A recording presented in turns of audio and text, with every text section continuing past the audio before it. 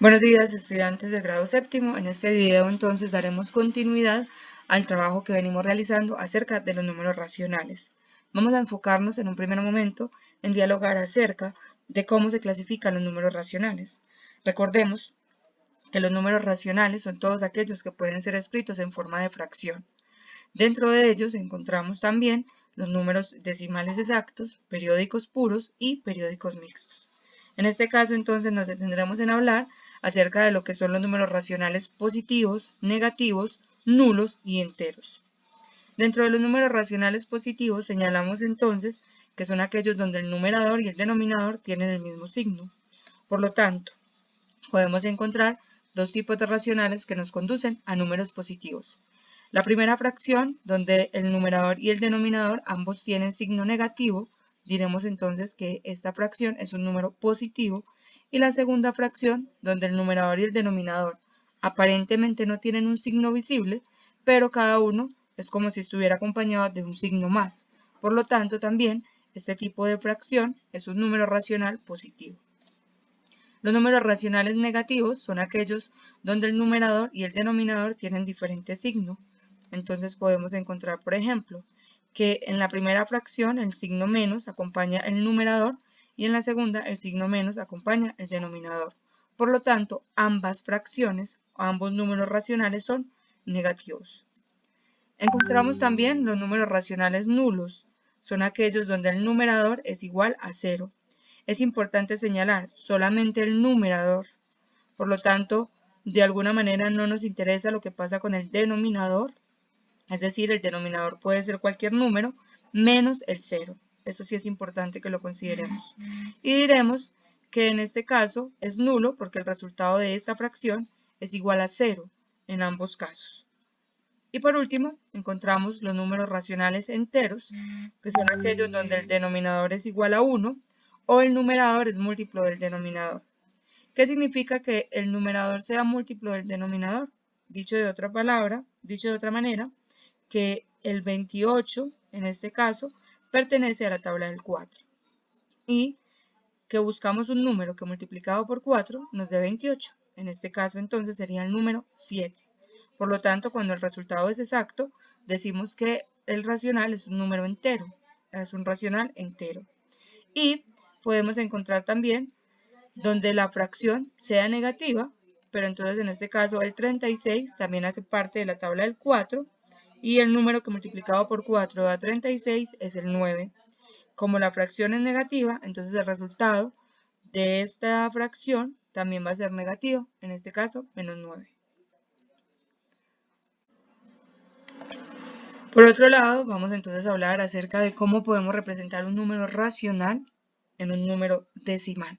Para ello es importante hablar en un primer momento acerca de lo que es una fracción decimal. Si es una fracción, entonces recordemos que debe tener un numerador y un denominador. En este caso nos indica que el denominador debe ser una potencia de 10. ¿Qué significa una potencia de 10? Pues entonces es como si fuéramos multiplicando 10 por 10 por 10 por 10 sucesivamente.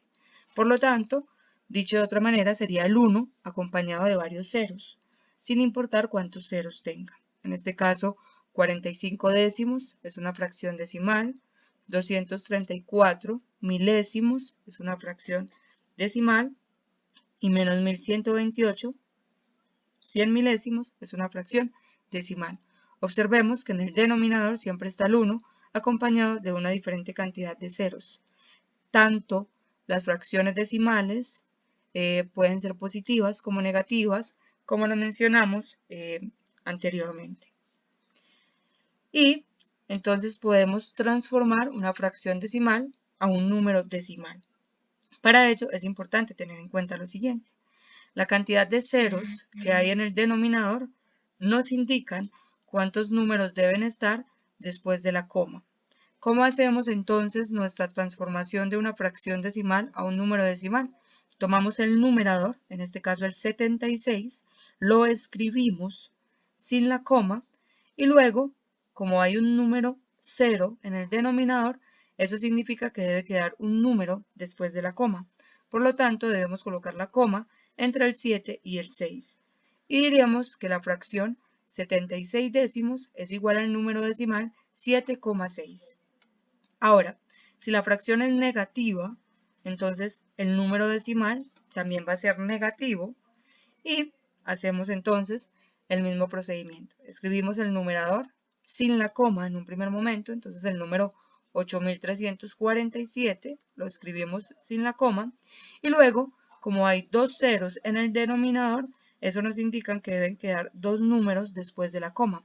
Por lo tanto, la fracción 8347 cienavos es igual a menos 83,47.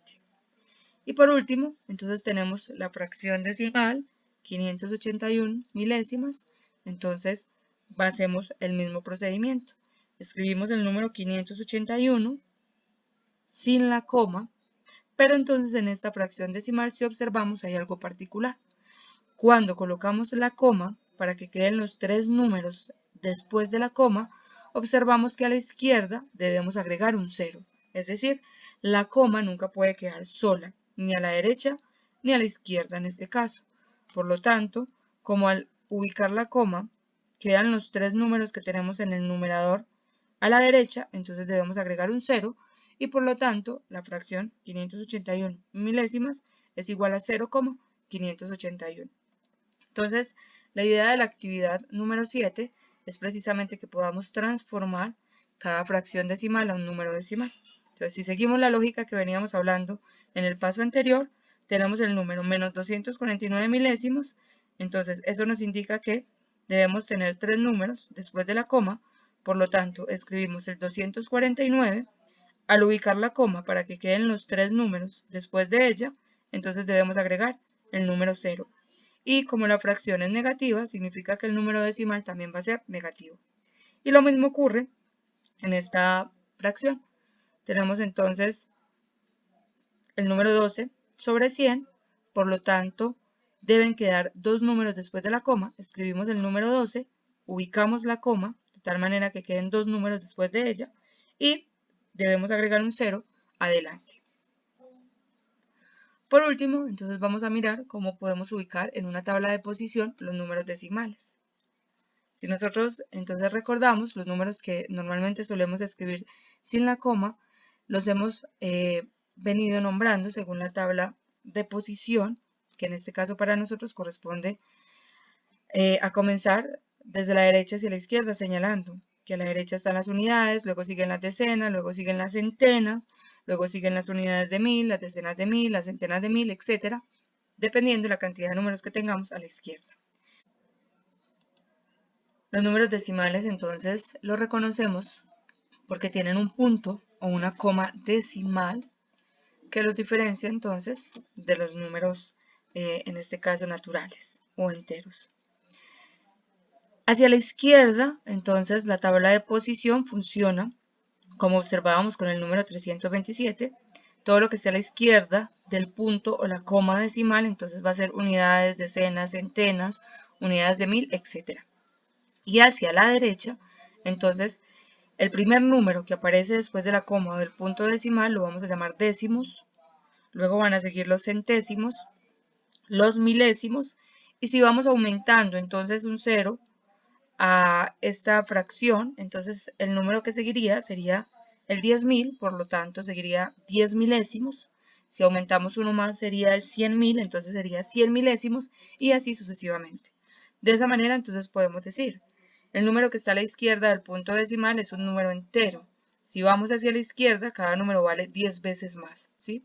Las unidades, luego decenas, luego centenas, luego unidades de 1000, entonces vamos aumentando 10 veces más, y hacia la derecha la primera cifra, entonces la llamamos décimos, y si nos movemos a la derecha cada cifra vale 10 veces menos, o sea que hacia la derecha se hace 10 veces más pequeño y hacia la izquierda se hace 10 veces más grande.